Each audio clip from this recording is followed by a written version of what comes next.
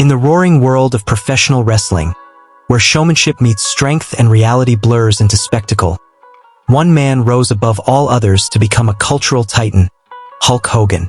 Born Terry Jean Bollea in Augusta, Georgia on August 11, 1953, he transformed himself from a struggling bassist in a Florida band into the most iconic wrestler to ever step foot in a ring. With his unmistakable handlebar mustache, golden hair, red and yellow gear, and booming catchphrases like, "What you gonna do, brother?" Hogan was more than a wrestler, he was a movement. As the face of the 1980s WWF boom, Hulk Hogan didn't just draw crowds. He created legions of Hulkamaniacs, young and old, who bought into the values of training, saying your prayers and eating your vitamins. His larger-than-life feuds, especially with Andre the Giant, Randy Savage, and the Ultimate Warrior, are forever burned into the minds of wrestling fans around the globe.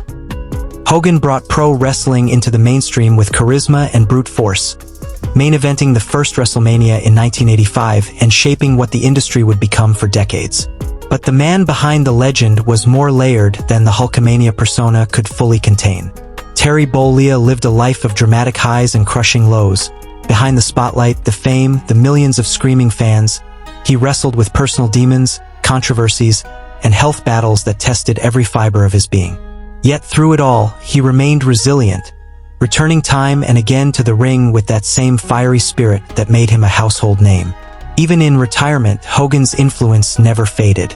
His voice was instantly recognizable, his silhouette unforgettable, and his presence at Hall of Fame ceremonies and fan events always stirred something nostalgic in the hearts of millions.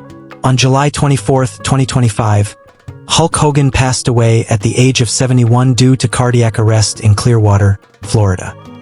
The wrestling world stood still.